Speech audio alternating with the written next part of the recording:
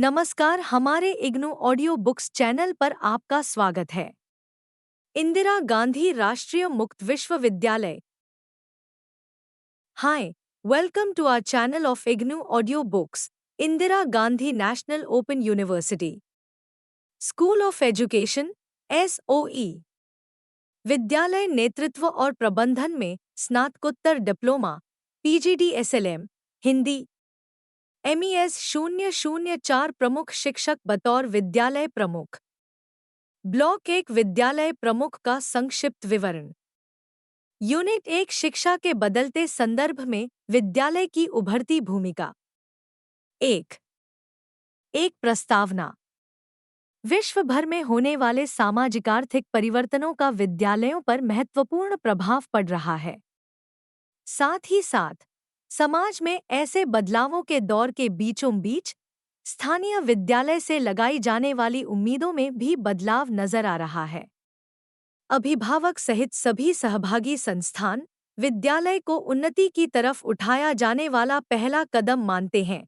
उदाहरण के तौर पर अभिभावक शिक्षा को सामाजिक गतिशीलता के संबंध में सबसे महत्वपूर्ण मानते हैं, जबकि उच्च शिक्षा संस्थान बौद्धिक दृष्टि से सर्वतोमुखी व्यक्ति की तलाश करते हैं और किसी कंपनी का CEO कुशल कार्मिकों की तलाश करता है, और इसी तरह विकासशील अर्थव्यवस्था हर जानकारी से लैस बेहद लाभप्रद नागरिकों की खोज करती है। हालांकि विद्यालय सामाजिक एवं आर्थिक संयोजन, शिक्षण की अंतर्वस्तु एवं कार्य पद्धति और निष्पादन प्रत्याशाओं आदि की दृष्टि से आमतौर पर ज्यों का त्यों ही बना हुआ है।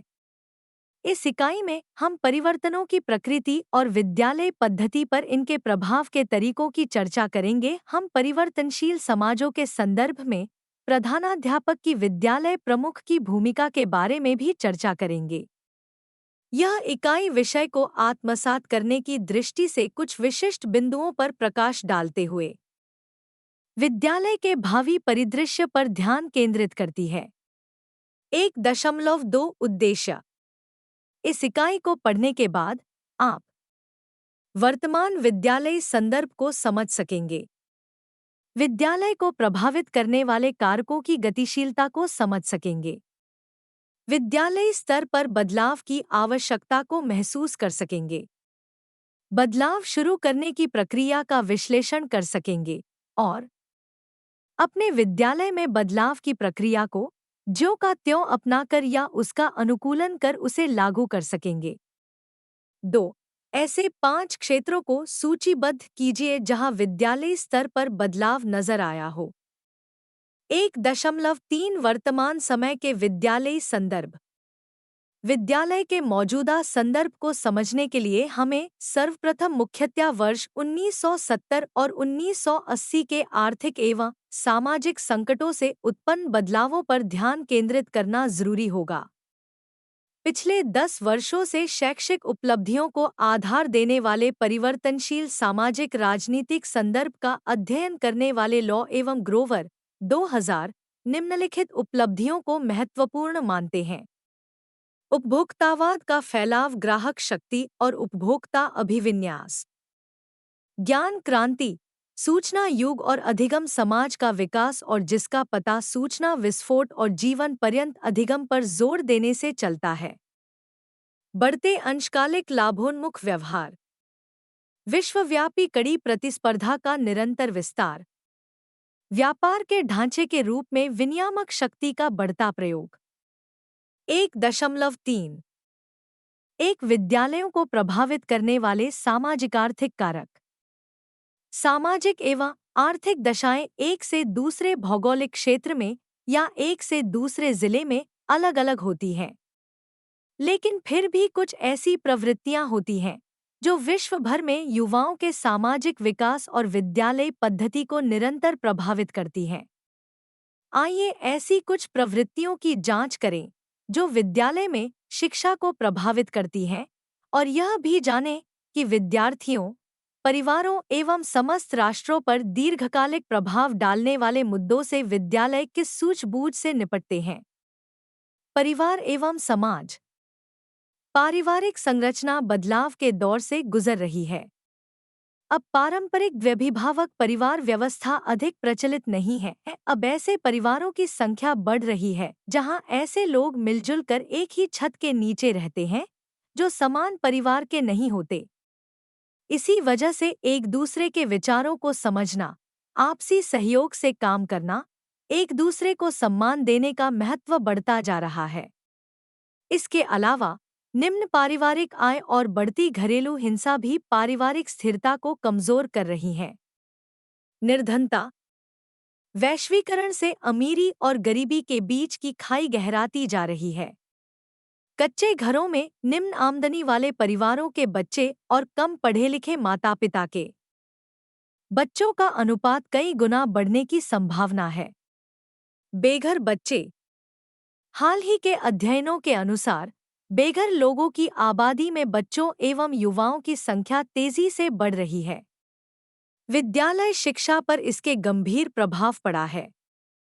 सामाजिक संवेगात्मक समस्याओं के अलावा इससे बेघर युवाओं की पढ़ाई एवं विद्यालय से संबद्ध अन्य प्रक्रियाएं भी अवरुद्ध होती है।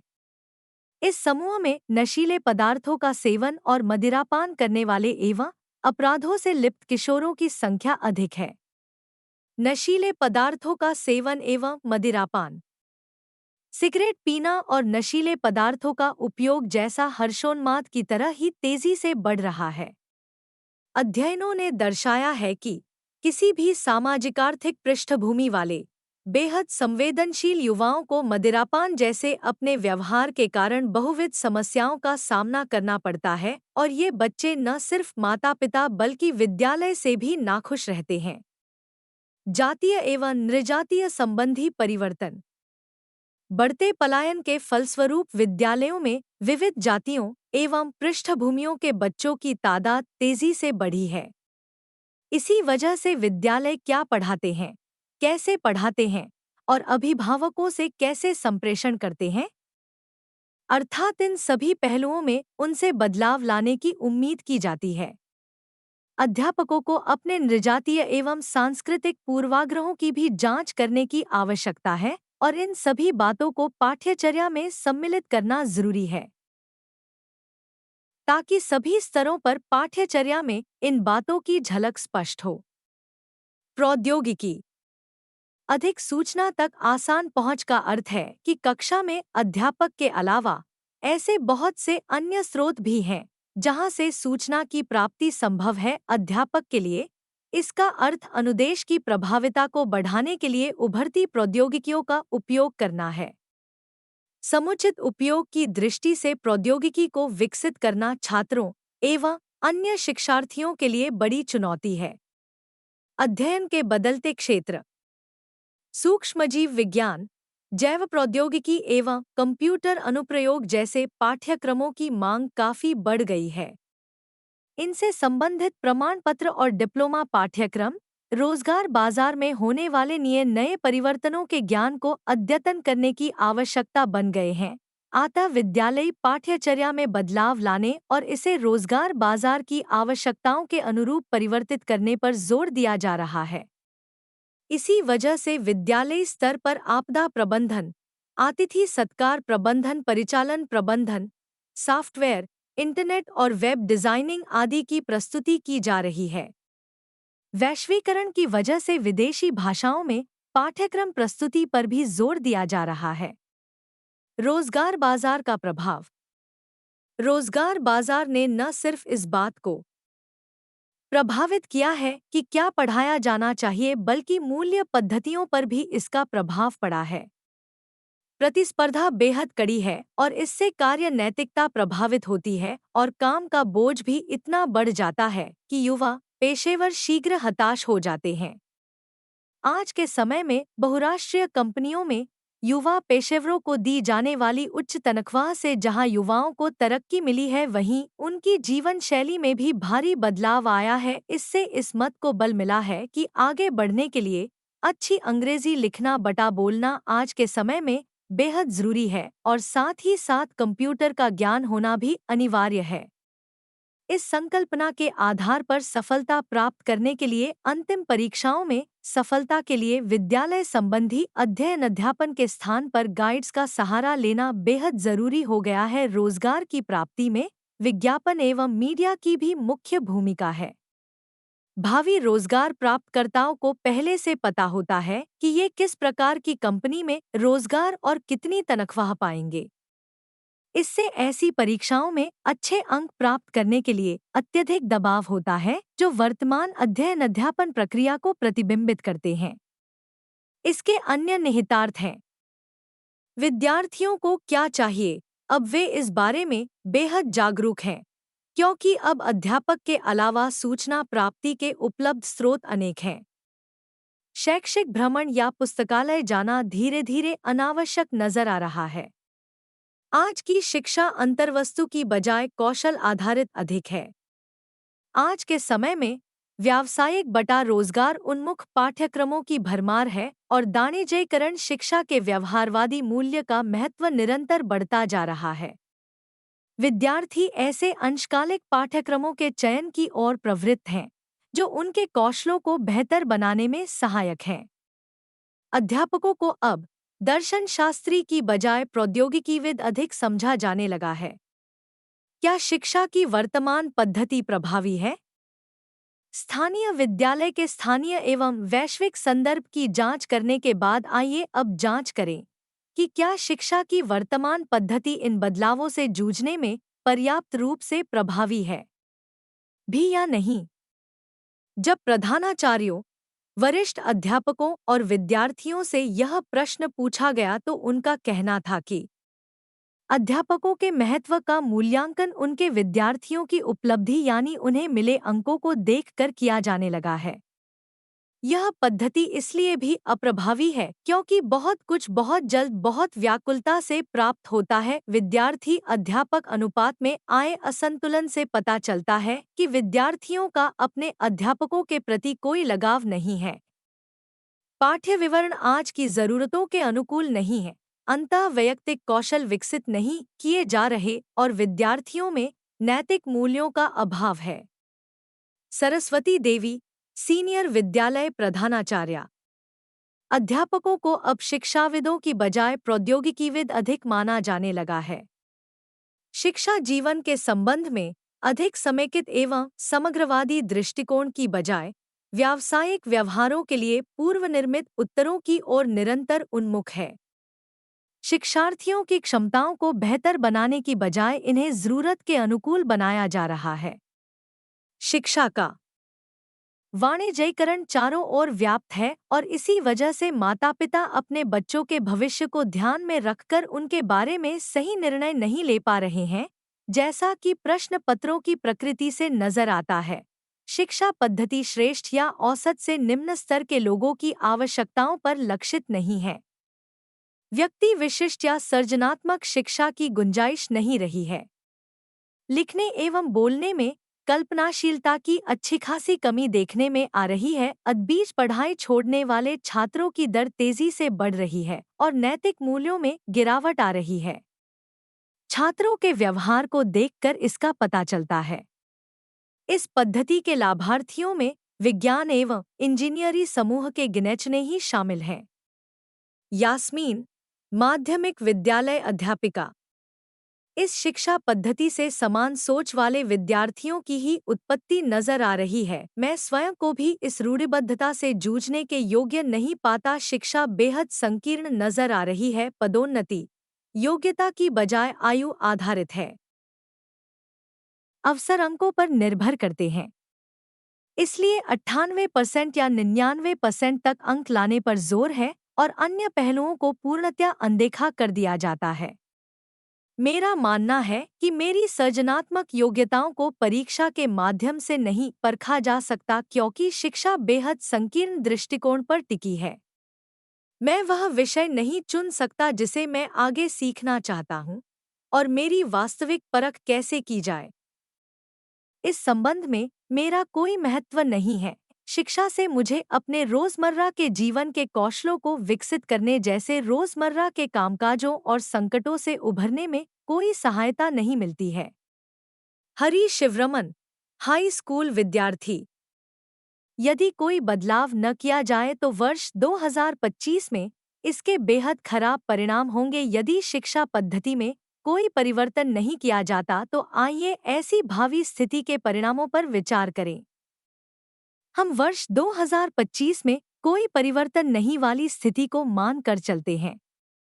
वांछित बदलाव के लिए क्षमता निर्धारण में सृजनात्मक दृष्टिकोण को अपनाने की अनुमति देने की स्थिति के संबंध में बेहद खराब परिणामों को समझना जरूरी है। समाज अब प्रौद्योगिकी चालित है। कुशल लोगों की बेहद किल्लत है। विशुद्ध विज्ञान विलुप्त हो रहा है। उच्च प्रौद्योगिकी अपराध तेजी से फैल रहे हैं। वैश्विक स्तर पर आर्थिक वृद्धि, बौद्धिक वृद्धि और अभिशासन गुणवत्ता में गिरावट आ रही है। मानव समाज में मूल्यों, धैर्य शक्ति एवं सहिष्णुता निरंतर कम हो रही है। नेतृत्व, सर्वसम्मति एवं जवाबदेही की कमी है। अपनी गलती को दूसरों पर थोप देना आम बात हो गई है। शिक्षा अपनी विश्वसनीयता खो रही है और ज्ञान सर्जन शक्ति में भी गिरावट नजर आ रही है। समाज में किसी को किसी से कोई सहानुभूति नहीं है और समाज में गलत साधनों के प्रयोग को भी अब बढ़ावा दिया जा रहा है। मानवद्वेष चारों ओर व्याप्त है और नकारात्मक सामाजिक परिवर्तन हो रहे हैं। नौसिखिए पेशेवरों की तादाद बढ़ रही है, जिससे अच्छी किस्म के मानव संसाधनों की उत्पत्ति नहीं हो पाती और देश की समृद्धि प्रभावित होती है। और अलगाववादी व्यवहार, अपराध दर, आतंकवाद, बटा कट्टरपन, तंत्रिका भंग और नशीले पदार्थों के सेवन जैसे दोष तेजी से पनपने लगते हैं। परिवार नामक संस्था के सिद्धांत एवं मूल्य अब टूट रहे हैं। बच्चे उद्देश्यहीन, असामाजिक और निम्न मनोबल एवं निम्न अभिप्रेरणा को दर्शा रहे हैं। अध्यापक एवं विद्यार्थी दोनों का व्यापक रूप से प्रतिभा पलायन जारी है। इसलिए विद्यार्थियों एवं अभिभावकों में मायूसी, उदासी एवं तनाव है। संवेगात्मक अस्थिरता से असंतुलन बढ़ा है। परिणामतः आत्महत्याओं के मामलों में बढ़ोतरी हो रही है और अभिभावकों में निरंतर मायूसी बढ़ रही है। शिक्षा पद्धति में निरंतर बदलावों से अस्थिरता पनप रही है। कला एवं अन्य सृजनात्मक अभिव्यक्तियों में घटोतरी हुई है। परिणामस्वरूप कल्पनाशक्ति को नकारा जा रहा है और रूढ़िवादी मनुष्यों की संख्या बढ़ रही है। कल्पनाशक्ति के अभाव में सभ्यता की ओर बढ़ते कदम अवरुद्ध हो जाते हैं। बेरोजगारी चारों ओर फैली हुई है क्योंकि चूंकि कौशलों का होना जरूरी है और ये पद्धति के आधार पर प्रदान नहीं किए जाते। राष्ट्रीय विशिष्टता विलुप्त हो रही है और व्यक्ति विशेष पहचान समाप्त हो गई है। उच्च निष्पादन मांगों के कारण मानवता को समझा नहीं जाता। 1.4 विद्यालय का भविष्य, कुछ संभावनाएं। बदलावों के दौर एवं इनकी प्रकृति को ध्यान में रखते हुए आर्थिक सहयोग एवं विकास संगठन OECD के शैक्षिक शोध एवं अभिनव प्रयोग केंद्र CRI ने निम्नलिखित सवालों के जवाब की मांग की है। विद्यालयों का भविष्य क्या है? विद्यालयों को प्रभावित करने वाली प्रवृत्तियां कौन सी हैं और ये विद्यालयों को कौन सी दिशा दिखा रही हैं? वांछनीय मूल्यांकन करने के लिए किन पहलुओं का अनुसरण किया जाना चाहिए? विद्यालयों का भावी परिदृश्य। 1 अप्रैल 2001। निम्नलिखित 3 श्रेणियों पर टिके 6 परिदृश्यों को डी स्टान्स 2003 द्वारा प्रधानाध्यापकों, योजनाकारों और वरिष्ठ शिक्षाविदों में श्रृंखलावार वाद विवाद एवं चर्चाओं के माध्यम से विकसित किया गया। यथापूर्व स्थिति को बनाए रखने का प्रयास करना। पुनः विद्यालय की ओर, रीस्कूलिंग। विद्यालय छोड़ देना, डीस्कूलिंग। इन श्रेणियों के आधार पर चयन शक्ति, विकल्प और मूल्यों आदि को स्पष्ट किया जा सकता है। हाँ, इन्हें अपरिवर्तनीय मॉडल के रूप में नहीं देखा जाना चाहिए। परिदृश्य, एक यथापूर्व स्थिति को बनाए रखने का प्रयास करना। यथापूर्व स्थिति परिदृश्यों के आधार पर वर्तमान पद्धतियों की बुनियादी विशेषताओं को, चाहे वे लोक चयन से संबंधित हो या बुनियादी बदलावों को लागू न करने की क्षमता पर आधारित, इन्हें भविष्य में भी कायम रखा जा सकता है। परिदृश्य 1 का नौकरशाही विद्यालय पद्धति संबंधी निरंतरता। यह परिदृश्य मूल परिवर्तनों को रोकने में एकरूपता और प्रतिरोधकता को लागू करने पर लक्षित शक्तिशाली नौकरशाही पद्धतियों और सुदृढ़ दबावों से निर्मित है।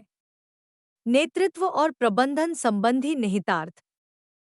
इस परिदृश्य में नौकरशाही संबंधी मांगों से निपटने के लिए नेतृत्व सुदृढ़ प्रशासनिक क्षमताओं की मांग करता है।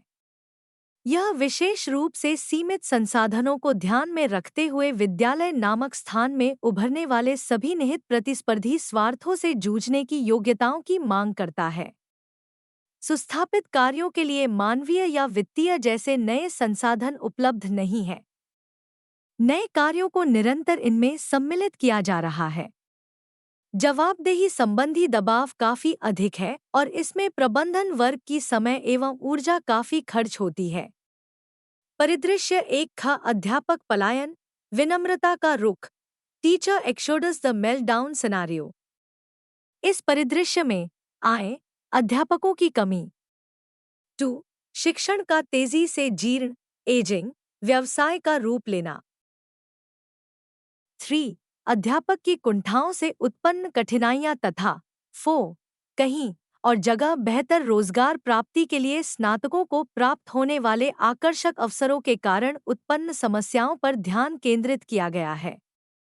नेतृत्व एवं प्रबंधन संबंधी निहितार्थ। इस मामले में नेतृत्व एवं प्रबंधन को संकट प्रबंधन शीर्षक के अंतर्गत सारबद्ध किया गया है। बेहद गंभीर समस्याओं वाले सामाजिक भौगोलिक क्षेत्रों में इन रोजगारों को प्राप्त करने के इच्छुक व्यक्तियों की कमी ज्यादा होगी। मेल्टडाउन यानी विनम्रता का रुख से सर्वाधिक सुरक्षित क्षेत्रों में चौकसी वाला परिवेश सुविस्तृत होगा। ऐसी संभावना है कि विद्यालय सुविधाओं पर किए जाने वाले खर्च काफी दबाव में किए जाते हैं, क्योंकि अधिक संख्या में अध्यापकों को आकृष्ट करने के लिए उपलब्ध निधियों का उपयोग वेतन के रूप में किया जा रहा है। परिदृश्य 2 रीस्कूलिंग। इस परिदृश्य के अंतर्गत निवेश के रूप में किए जाने वाले भारी भरकम खर्चे और विद्यालय को दी जाने वाली विस्तृत मान्यता और उपलब्धियों तथा उनकी गुणवत्ता एवं समता को उच्च प्राथमिकता देते हुए विद्यालय के पेशेवरों पर ध्यान केंद्रित करना शामिल है। परिदृश्य 2 कोर्स सामाजिक केंद्रों के रूप में विद्यालय। इस परिदृश्य में विद्यालय सामाजिक, परिवार और समुदाय के विखंडन के विरुद्ध सर्वाधिक प्रभावी बचावकारी केंद्र के रूप में अपनी छवि पर गर्व महसूस करता है। अब इसे ठोस रूप से संयुक्त एवं सामुदायिक कार्यों के आधार पर परिभाषित किया जाता है। इससे शिक्षा संबंधी पेशेवाद में संभवतः सहायक एवं इस संबंध में गैर द्वंद्वकारी सिद्ध होने वाले सतत एवं अन्य संस्थानों, विद्यालयों एवं अन्य सामुदायिक निकायों, विषय विशेषज्ञों के बीच की साझी जिम्मेदारियां काफी हद तक बढ़ जाती हैं। नेतृत्व एवं प्रबंधन संबंधी निहितार्थ। इस परिदृश्य में प्रबंधन की प्रकृति काफी जटिल होगी। विद्यालय समुदाय सदस्यों एवं अन्य महत्वपूर्ण सदस्यों के बीच सतत अंतःक्रिया का केंद्र होगा और इससे इन दोनों के बीच के अवरोध भी कम होंगे।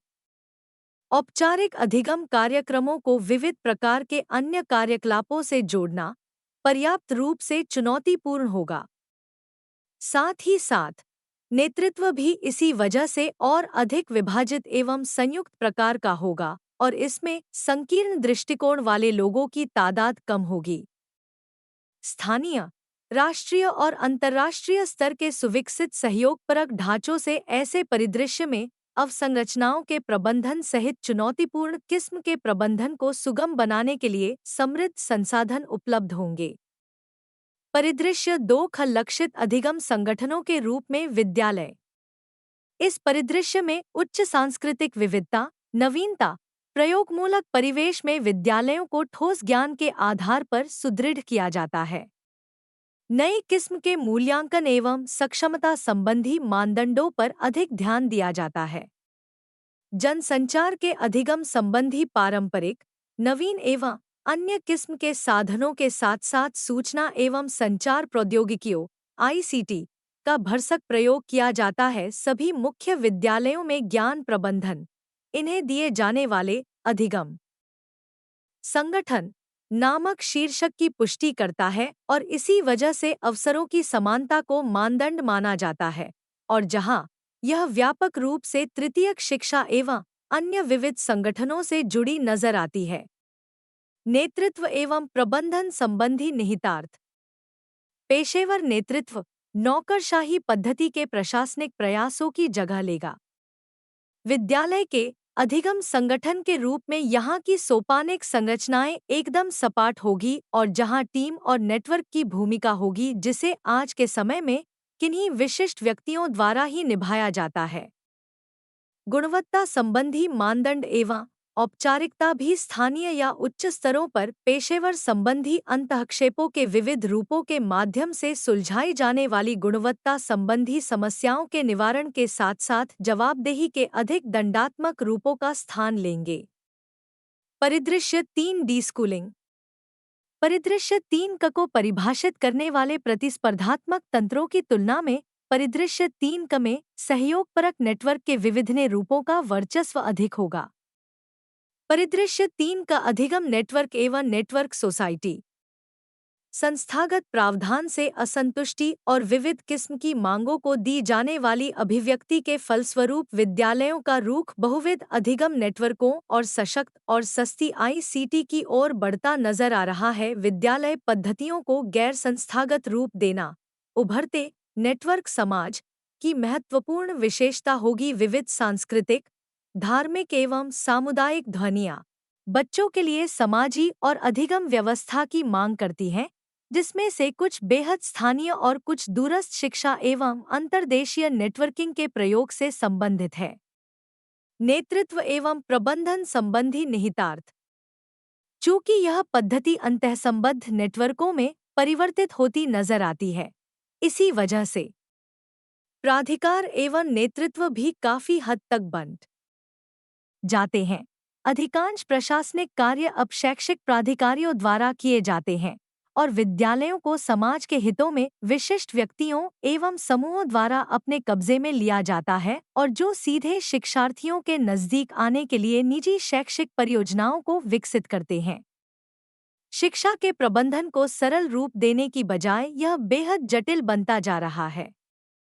सुस्थापित दर्शनीय संरचनाओं को दरकिनार करने से उन सभी से उम्मीद की जाने लगेगी जो छोटे बच्चों की शिक्षा में बहुविध भूमिका निभाने के योग्य होंगे, अर्थात जो ऐसे हो जो पढ़ाने के योग्य हों और सामुदायिक संसाधनों को आसानी से उपलब्ध कराने और उन्हें संगठित करने के योग्य हों और जो पेशेवर विकास में संलग्न हो और बुनियादी ढांचे और वित्त आदि की देखरेख करने के योग्य हो। परिदृश्य 3 का बाजार मॉडल का विस्तार। शिक्षा की बाजार संबंधी वर्तमान विशेषताओं का अर्थ सरकार का विस्तृत परिवेश में विविधीकरण को बढ़ावा देने से है और जो बाजार चालित बदलावों पर लक्षित है। इस संकल्पना को तब जोर मिलता है जब इसे संस्कृतियों में नीतिगत ग्राहकों को मिलने वाली असंतुष्टि से जोड़ कर देखा जाता है और जहां विद्यालय को आम तौर पर सार्वजनिक वस्तु की बजाय निजी वस्तु के रूप में देखा जाता है। बहुत से नए प्रबंधक निधि संबंधी संरचनाओं में होने वाले नए सुधारों से प्रेरित होकर अधिगम बाजार में पांव जमाने के इच्छुक बन जाते हैं। इससे नवीनता तो आती है लेकिन साथ ही साथ पीड़ादायक बदलाव एवं असमानताएं भी बढ़ जाती हैं। नेतृत्व और प्रबंधन संबंधी निहितार्थ। अब उद्यमशीलता की ओर रुख करना निश्चित है, लेकिन प्रबंधन पूरी तरह से उद्यमशीलता तक परिसीमित नहीं होगा क्योंकि बाजार मॉडल में प्रशासनिक निपुणता, संकट प्रबंधन, सामुदायिक सहभागिता, सपाट सोपानक्रम, टीम वर्क, पेशेवर नेतृत्व और बहुकौशल आदि में झलक का होना जरूरी है। परिवेश जिससे प्रबंधन एवं नेतृत्व को लागू किया जाएगा, उसे सूचना और मार्गदर्शन, सूचक एवं मूल्यांकन के आधार पर विस्तारित किया जाएगा और अब शैक्षिक आपूर्ति एवं मांग के बीच सतत अंतःक्रिया विकसित करने की आवश्यकता होगी। 1.5 विद्यालयों में परिवर्तन योजना की अनिवार्यताएं। इस इकाई के पिछले भाग में हमने विद्यालय प्रक्रमों को प्रभावित करने वाले संदर्भ एवं बदलावों की प्रकृति की चर्चा की थी। अतः एक तंत्र के रूप में विद्यालय द्वारा लाए जाने वाले परिवर्तन उसकी विशेषताओं में नजर आने चाहिए। इस भाग में हम ऐसी ही कुछ विशेषताओं और इनसे झलकने वाले परिवर्तनों की प्रकृति की जांच करेंगे। 1.5 एक नीतियाँ। नीतियों में संस्थान के सभी मुख्य पहलुओं से जुड़े महत्वपूर्ण विवरणों का समावेश होगा, जैसे कि विद्यालय में पढ़ने वाले बच्चों की प्रकृति क्या होगी और इस संबंध में लिंग, सामाजिक आर्थिक स्थिति, भौगोलिक क्षेत्र और योग्यता आधारित समूहन जैसे बिंदुओं को सजग एवं प्रभावी ढंग से दूर करने की आवश्यकता है। नीतियों में शिक्षा के बारे में संस्थान के ठोस सिद्धांतों की झलक होगी, जैसे क्या शिक्षा बाल केंद्रित है या विषय वस्तु केंद्रित? क्या शिक्षा इस बात को स्वीकारती है कि जहाँ तक शिक्षा का सरोकार है, विभिन्न बच्चे विभिन्न योग्यताओं को दर्शाते हैं? क्या शिक्षा का मानना है कि बच्चा चाहे किसी भी जाति और मूलवंश का हो तथा वह चाहे लड़का हो या लड़की, सीखने के योग्य है? इन सिद्धांतों के आधार पर अध्यापक विद्यार्थी अनुपात, शुल्क, ढांचागत संरचना की प्रकृति, सुविधाएं, पाठ्यचर्या, अधिगम परिणाम और विद्यालय में रोजगार प्राप्त अध्यापकों एवं स्टाफ सदस्यों की योग्यताओं आदि से जुड़ी नीतियों को निर्धारित एवं अभिव्यक्त किया जाएगा। 1.52 पाठ्यचर्या। उपर्युक्त नीतियों एवं शिक्षा संबंधी दृष्टिकोण को ध्यान में रखते हुए पाठ्यचर्या संबंधी दिशानिर्देशों का निर्धारण किया जाएगा। चूंकि पाठ्यचर्या में ऐसे सभी अनुभव सम्मिलित होते हैं जिन्हें बच्चा कक्षा में अपने प्रवेश, दाखिले के समय से प्राप्त करता है, इसलिए यह जरूरी हो जाता है कि पाठ्यचर्या के संबंध में जरूरी नीतियों पर समय से पहले ही निर्णय ले लिया जाए। नीतियों में प्रस्तुत विषयों और विद्यार्थियों की प्रकृति को ध्यान में रखा जाता है। इस संबंध में आदर्श स्थिति यह है कि सभी बच्चों को अपनी पसंद के विषयों का अध्ययन करने की पूर्ण स्वतंत्रता हो। इस नीति को सफलतापूर्वक लागू करने के लिए विद्यालय को इस नीति के प्रति वचनबद्ध होना होगा, जिससे विशेष रूप से अक्षम व्यक्तियों, बालिकाओं और विविध जातीय, बहुसांस्कृतिक पृष्ठभूमि वाले विद्यार्थियों के लिए उचित सहायता सेवाएं सुनिश्चित की जा सके। शिक्षा की कार्य पद्धति और मूल्यांकन से संबंधित नीतियों को अधिगम परिणामों एवं विषयों को निर्धारित करने के बाद स्पष्ट किया जा सकता है। 1.5 मानव संसाधन एवं इसका विकास। किसी भी संस्था के मानव संसाधन में वे लोग शामिल हैं जो संस्थान के लक्ष्यों की प्राप्ति करते हैं या जिन्हें ऐसे लक्ष्यों की प्राप्ति में सम्मिलित किया जाता है। इसमें शिक्षक, गैर शिक्षण स्टाफ, अभिभावक एवं समुदाय शामिल हैं। इनमें से सर्वाधिक महत्वपूर्ण अध्यापकों का समुदाय है, क्योंकि इन्हें बच्चों की शिक्षा में प्रत्यक्ष रूप से शामिल किया जाता है। इस भाग में हम सर्वप्रथम अध्यापकों एवं इनके विकास पर ध्यान केंद्रित करेंगे। अध्यापक एवं इनका विकास। समय परिवर्तन के साथ साथ सूचना एवं प्रौद्योगिकी में विकास होता रहता है और इसी वजह से अध्यापकों को नए कौशलों का प्रशिक्षण देना पड़ता है। विद्यालय लक्ष्यों को पूरा करने की प्रक्रिया में अध्यापकों को उनके निजी संसाधनों के सहारे ही नहीं छोड़ा जा सकता। संस्थागत लक्ष्यों के प्रति समर्पित आपसी सहयोग से काम करने वाले कुछ चुनिंदा सदस्य भावी विद्यालय की उच्च आकांक्षाओं को पूरा कर सकते हैं। इस संबंध में स्टाफ कर्मचारियों का विकास विद्यालय पद्धति का सतत एवं स्थायी पहलू होगा। अभिभावक एवं समुदाय। पिछले जमाने में अभिभावकों को ऐसे विरोधियों के रूप में देखा जाता था जो अपने बच्चों की शिक्षा में हस्तक्षेप करते थे या जो विद्यालयी कार्यकलाप से स्वयं को पूर्णतया अलग रखते थे। अभिभावक विद्यालयी मानव संसाधन का महत्वपूर्ण भाग माने जाते हैं। ये संसाधन का वह हिस्सा है जो विद्यालय में आने वाले बच्चों की सोच, अभिवृत्ति, मूल्यों एवं आदतों को प्रभावित करते हैं। इसलिए यह जरूरी है कि इन्हें सहभागी माना जाए। अभिभावकों से संबंधित भावी नीतियों के फलस्वरूप अभिभावकों, समुदाय एवं विद्यालयों के बीच का आपसी सहयोग बढ़ेगा। यदि ये विद्यालय के दृष्टिकोण के प्रति पूर्णतया आश्वस्त हों, तो ये विद्यालय की विचारधारा में भी अपना सहयोग प्रदान करेंगे और साथ ही घर में भी इसी बात पर जोर देते हुए बच्चों में इसे विकसित करेंगे। अभिभावकों द्वारा घर में इनके द्वारा समर्थित कुछ उपयोगी मूल्यों में गैर पक्षपातपूर्ण रवैया, आपसी सहयोग, कार्य में अनुशासन एवं संसक्तता को बनाए रखना और योग्यता आदि के आधार पर सम्मान अर्जित करना आदि शामिल है। अपेक्षाकृत बड़े निकाय के रूप में समुदाय को, जिसमें अभिभावक भी सम्मिलित हैं, विद्यालय के दृष्टिकोण का महत्वपूर्ण भाग बनने के लिए आमंत्रित किया जा सकता है। स्थानीय विद्यालय में इन्हें शामिल करने और स्कूल की महत्वपूर्ण घटनाओं के बारे में इन्हें सूचित करने के जितने प्रयास किए जाएंगे, वे विद्यालय की अभिवृद्धि में उतना ही अधिक योगदान करने के लिए तत्पर होंगे। 1 मई 2004 वांछित अंतिम व्यवहार।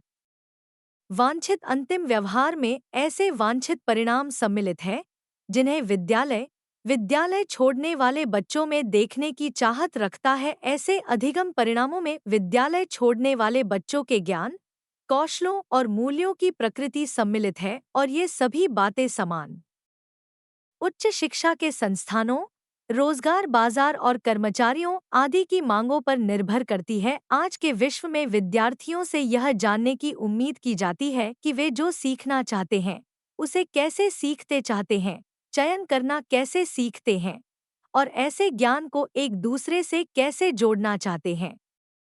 ज्ञान का अन्य क्षेत्र जिसका विशेष महत्व है वह प्रौद्योगिकी एवं इसकी सतत नवीनता पर ध्यान केंद्रित करने को महत्व देता है। इस संबंध में कुछ विशेष कौशलों को इन क्षेत्रों से जोड़ा जाता है, जैसे समस्या समाधान संबंधी कौशल, मूल्यांकन संबंधी कौशल, अनुकूलन कौशल एवं लोगों में व्याप्त विविधता को महत्व देते हुए लक्ष्यों की पूर्ति में सहायक कौशल। साथ ही इन्हें उन्नत करने में सहायक कौशल, साथ ही साथ विद्यार्थियों को लचीलापन, सहन शक्ति एवं अंतःशक्ति को भी सुदृढ़ करने की आवश्यकता है।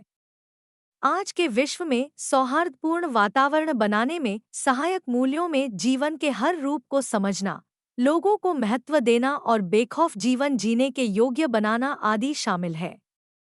भविष्य को दृष्टि में रखते हुए जो विद्यालय अपने विद्यार्थियों को जो मूल्य एवं कौशल सिखाना चाहता है, उन सभी की चर्चा हम ऊपर कर चुके हैं।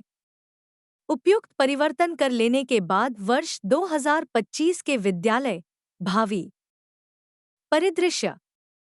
अभी तक हमने विद्यालय पद्धति को प्रभावित करने वाले परिवर्तनों और ऐसे परिदृश्यों की विस्तार से चर्चा की जिनकी भविष्य में उमड़ने की संभावना है। साथ ही साथ यह भी देखा कि बदलाव के लिए जो विशेषताएं होनी चाहिए विद्यालय पद्धति में उनकी झलक है या नहीं।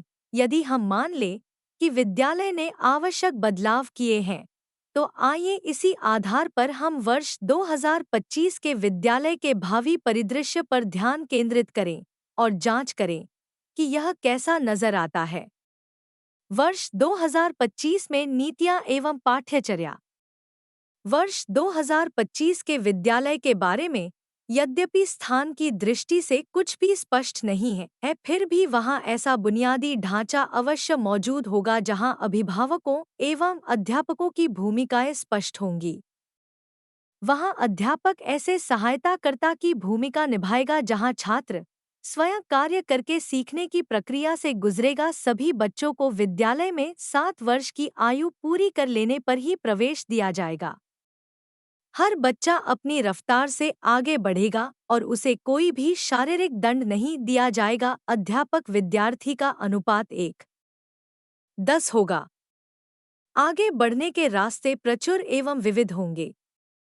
बच्चे को पाठ्यक्रम चयन करने की विस्तृत छूट होगी, यानी बच्चों की रफ्तार, शैली, स्तर को और उसकी सहज योग्यता को ध्यान में रखकर उसे पाठ्यक्रम चयन की छूट दी जाएगी। कोई समय सारणी, टाइम टेबल नहीं होगी, इसलिए पाठ्यचर्या लचीली पद्धति पर निर्भर होगी और बच्चों को महीने में केवल एक बार विद्यालय आना जरूरी होगा। वहां वे सिर्फ खेलेंगे और मिलजुल कर काम करेंगे। सत्रीय कार्यों की प्रस्तुति ईमेल से की जाएगी। अंतर्राष्ट्रीय स्तर पर विद्यार्थी का आदान प्रदान पाठ्यचर्या का महत्वपूर्ण हिस्सा होगी। किसी भी प्रकार की प्रतिस्पर्धात्मक या प्रवेश परीक्षाओं का आयोजन नहीं होगा। शुल्क संरचना लचीली होगी। वस्तुतः बच्चे के पूरी तरह सीख लेने तक शुल्क वसूल नहीं किया जाएगा। सरकारी और निजी विद्यालयों के बीच आपसी सहयोग होगा। वर्ष 2025 में अध्यापक और शिक्षण। वर्ष 2025 में कक्षाओं में उच्च प्रौद्योगिकी का उपयोग होगा। प्रौद्योगिकी और बच्चों के बीच गहन अंतःक्रिया होगी। बच्चे अपनी इच्छा से कक्षाओं में जाएंगे और विषयों के साथ साथ जीवन कौशल भी सीखेंगे। सीखने की दृष्टि से जगह और समय संबंधी अवरोध नहीं होंगे। शिक्षण के लिए अंतःक्रियात्मक टेलीकॉन्फ्रेंसिंग विधि का उपयोग किया जाएगा। मूल्यांकन का मुख्य आधार परीक्षाएं नहीं होंगी। अध्यापकों को प्रौद्योगिकी संबंधी सभी पहलुओं में प्रशिक्षित किया जाएगा। वर्ष 2025 में अभिभावक एवं समुदाय। वर्ष 2025 के अभिभावकों एवं समुदाय को विद्यालय के विकास एवं स्कूल के हित में जरूरी फैसले लेने की प्रक्रिया में शामिल किया जाएगा। अध्यापकों, विद्यालयों और समुदायों के बीच आपसी सहयोग पहले से अधिक होगा। ये सभी भविष्योन्मुख दृष्टिकोण वाले होंगे और इसी वजह से समाज में 100% साक्षरता और हर एक बच्चे में 100% कार्यक्षमता नजर आएगी। सभी सहअध्यापकों के रूप और शिक्षा पद्धति की अन्य भूमिकाओं में प्रेरणा के स्रोत होंगे ताकि ये बाल विशिष्ट आवश्यकताओं की पूर्ति में सफल हो सकें। इनकी सहभागिता से सभी विषयों में व्यावसायिक शिक्षा का प्रादुर्भाव होगा और इससे सृजनात्मक एवं नवीन परिवेश का निर्माण होगा। प्रजाति, मूलवंश और लिंग के आधार पर कोई भेदभाव और पक्षपात नहीं होगा। बच्चों का आत्मसम्मान बढ़ेगा। ऐसे परिवेश में विद्यालय मूल्य आधारित और कौशल आधारित शिक्षा देने के प्रति समर्पित होंगे और इस संबंध में उनकी जवाबदेही भी होगी। वर्ष 2025 में विद्यार्थी। वर्ष 2025 में विद्यार्थी विश्व नागरिक होगा। वह अपने सम्मुख आने वाली हर वैश्विक समस्या से निपटने के लिए तैयार होगा। पाठ्यचर्या ऐसा होगी जिससे विद्यार्थी विश्व में कहीं से भी शिक्षण तक पहुंच बनाने के योग्य होगा। विद्यार्थी ऐसे होंगे जो अपनी पढ़ाई का खर्च स्वयं उठाने के योग्य होंगे। वे किसी भी आयु में अपनी इच्छा से और बिना किन्हीं पाबंदियों और समय संबंधी दबावों के अपनी शिक्षा को पूरी करने के योग्य होंगे। वे ई पाठ्य सामग्री से पढ़ेंगे और पाठ्यचर्या ऐसी होगी जिसमें विशेषज्ञता से पहले अनंत व्यावहारिक अनुभवों की प्राप्ति होगी। ऐसी शिक्षा व्यावहारिक होगी अर्थात इसमें स्वयं काम करके सीखना होगा। दूसरे शब्दों में इसमें रट्टे लगाकर सीखने की गुंजाइश नहीं होगी। तब बाहरी मूल्यांकन की बजाय स्वमूल्यांकन पर जोर होगा। विद्यालय के संदर्भ को स्पष्ट करते हुए दृष्टिकोण कायम करने की उपर्युक्त प्रक्रिया एक ऐसा तरीका है जो शिक्षाविदों को बदलाव की आवश्यकता को समझने और बदलाव की प्रक्रिया को आरंभ करने में सहायक है। इस प्रक्रिया के निम्नलिखित चरण हैं। वर्तमान स्थिति का विश्लेषण। यदि कोई परिवर्तन न किया जाए तो गंभीर परिणाम सामने आएंगे। यदि परिवर्तन किया जाए तो बेहतर परिणाम प्राप्त होंगे। यह दीर्घकालिक योजना आधारित संकल्प है, आम तौर पर 10 वर्षों वाला। इससे संस्थान बटा संगठन के वार्षिक लक्ष्यों का निर्धारण होगा। 1. 6 नेतृत्व एवं बदलाव। उपर्युक्त चर्चा पर्याप्त रूप से दर्शाती है कि संगठन के रूप में विद्यालय को सामाजिक आर्थिक संदर्भ में उत्पन्न होने वाले बदलावों पर विचार करना होगा। नेताओं के रूप में उचित बदलावों पर प्रतिक्रिया करने की जिम्मेदारी आप पर टिकी है। बदलाव को अवरुद्ध करने वाली नेतृत्व संबंधी अभिलक्षण है। ऐसा मानना कि सिर्फ विद्यालय प्रमुख के पास ही हर प्रश्न का उत्तर है। ऐसा मानना कि नेतृत्व संबंधी विशेषताएं कुछ चुनिंदा अध्यापकों में ही निहित हैं। अध्यापकों एवं स्टाफ को अपने अपने लक्ष्यों को पूरा करने में प्रेरित करने का तरीका उन पर निरंतर निगरानी बनाए रखना है।